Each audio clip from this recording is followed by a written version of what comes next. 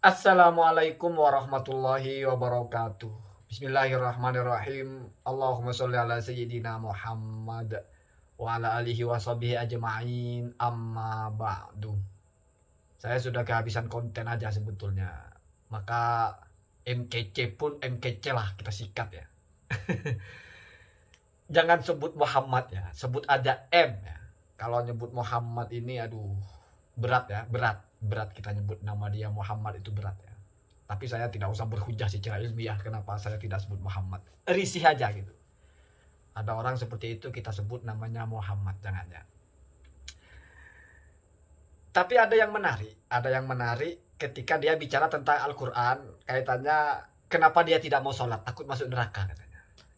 Saya perhatikan awalnya saya kira sedangkal atau dalam tanda kutip sengasal sebagian orang yang mengatakan bahwa orang sholat itu nanti diancam masuk neraka dengan ayat wailul lil musallin. Jadi motong ayat gitu ya. Wajar, apa-apa kalau dipotong di bagian yang tidak pas ya berantakan semua.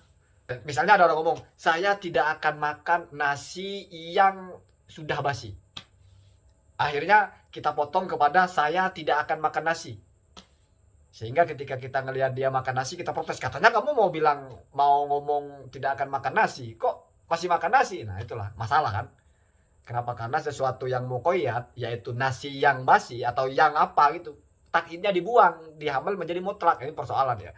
Sesuatu yang spesifik dibawa ke umum, general, itu kacau itu. Cara berpikir yang rusak itu. Kalau kita belajar usul sudah pasti paham. Ada sesuatu itu yang narasinya itu mutlak sehingga dipahami mutlak, ada yang narasinya muqayyad sehingga dipahaminya muqayyad, bahkan ada yang mutlak tapi dipahaminya muqayyad karena ada korina atau ada dalil-dalil lain yang menyatakan itu muqayyad gitu. Biasa seperti itu ya. Tapi saya lihat dia tidak motong di situ. Artinya dia ini tidak masuk kepada segoblok itulah bahasanya, bukan goblok, seaneh itulah. Dia masih berani membaca ayat selanjutnya, alladzina hum an sholatihim sahun. Nah, jadi kata dia, kita kan tidak paham bahasa Arab, jadi ketika kita sholat kan kita tidak ngerti apa yang kita baca, bukan tidak tahu ya, tapi tidak paham. Bismillahirrahmanirrahim, alhamdulillah, kan kita tidak paham apa artinya kan gitu, sehingga itu masuk kepada sahun katanya. Apa itu sholatihim sahun itu? Seperti ayat yang lain, la taqrabu sholata wa antum sukara hatta ta'lamu ma taqulun. Jadi seperti orang mabok gitu. Jadi sholat sahun itu seperti sholatnya orang mabok gitu. Tidak tahu apa yang dikatakan gitu. Sudah luar biasa lah, telaahnya itu luar biasa. Maksudnya luar biasa itu tidak terlalu standar lah. Sudah berani bermain-main dengan ayat gitu. Sehingga ini juga rawan diterima kalau kita tidak telaahnya tajam gitu. Yang pertama saya bantah itu ya. Walaupun saya isbat dulu bahwa ini ucapan orang gila.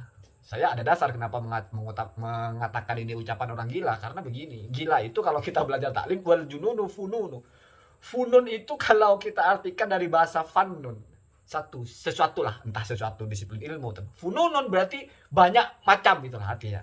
Wal jununu fununu, gila itu bermacam-macam. Salah satu dari macamnya gila adalah apa yang disampaikan oleh Imam Zufar bin Huzail. Ini khalifahnya madhab Hanafi kalau tidak salah. Kata beliau itu adigiumnya populer sekali. Inilastu unadhiru ahadan hatta yakula qad akhtotu. Bal unadhiruhu hatta yajunna. Qila lahu kaifa yajunnu? Qala ayyakula bimalam yakul bihi ahadun. Saya potong bagian terakhir saja. Kalau diterjemahkan lengkapnya, saya tidak akan berdebat dengan orang sampai dia mengaku kalah atau sampai dia isbat bahwa dia kalah, bahwa dia salah gitu. Enggak, saya tidak menunggu itu untuk berdebat, untuk berhenti berdebat dengan orang ya. Jadi saya kalau berdebat dengan orang tidak menunggu orang itu mengaku kalah, enggak. Tapi saya tunggu sampai dia gila gitu. Apa itu gila? Hatta yajuna itu apa? Apa gila? Kemudian ditanya, kaifa yajunu, bagaimana yang Anda maksudkan dengan gila? Apa maksudnya orang itu gila? Jawabannya ayyakula bimalam yakul bihi ahadun. Inilah disiplin dalam ilmu. Yakulu bimalam yakul bihi ahadun, mengucapkan sesuatu yang adalah murni cuman isi kepalanya gitu, nggak punya dasar gitu. Jadi iftirok lah, maksudnya mengada-ngada ya. Dalam ilmu itu disebut gila ya. Jadi kamu misalnya baca ayat kandungannya begini begitu. Kalau ekstrimnya manfaat Quran, saya tidak usah se ekstrim itu lah. Cukup orang gila, berarti orang gila saja. Kenapa? Karena yakulu bimalam yakul bihi ahadun. Pemahaman seperti itu tidak pernah ada ulama yang mengucapkannya. Dia mengucapkan itu sendiri. Tidak ada runtutannya dari mengutip pendapat siapa itu. Nah, itu namanya orang gila ya. Saya kira bukan hanya dalam soal agama, dalam kedokteran pun kalau Anda seorang diri membuat teori ya akan ditolak.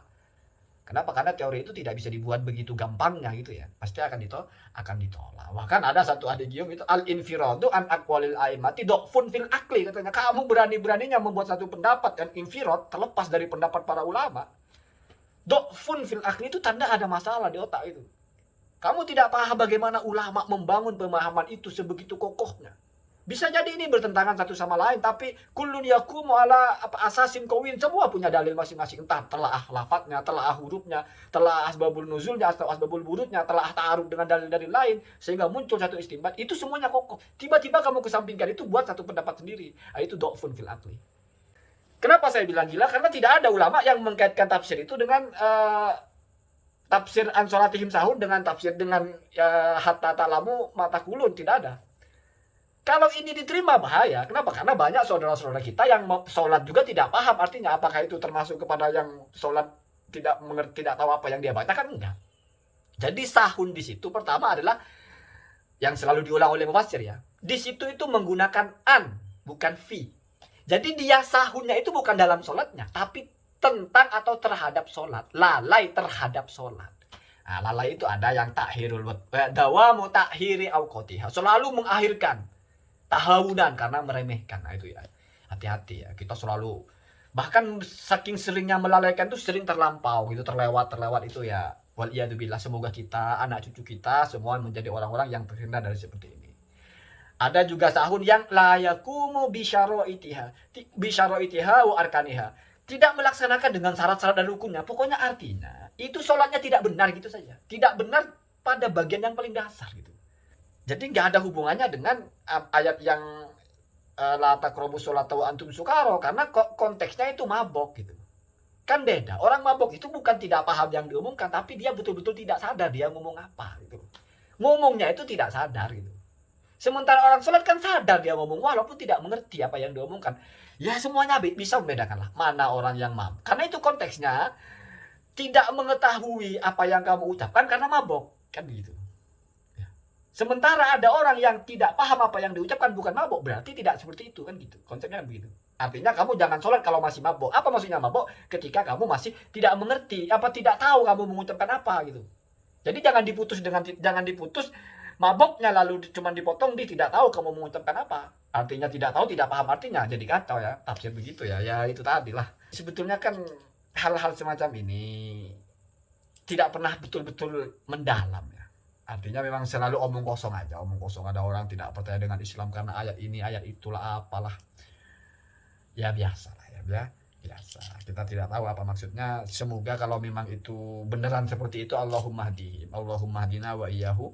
Semoga Allah memberikan kita petunjuk, anak cucu kita, amin Allahumma amin. Dan juga semoga Allah memberikan dia petunjuk. Kenapa? Karena seseorang sebelum orang itu mati masih ada harapan, ya. Masih ada harapan. Siapa tahu menjelang sakaratul mautnya atau besok atau lusa, dalam bahasa kita Allah beri dia hidayah sehingga dia kembali dari jalannya yang salah gitu kan. Apa salahnya kita berharap ya, kita berharap. Toh walaupun memang pada akhirnya mau dipolisikan itu kan sudah bukan ranah agama, ini ranah hukum konstitusi, mungkin karena dianggap melecehkan. Jadi dia misalnya di penjara pun bukan karena keluar dari Islam, bukan, tetapi karena hate speech ya.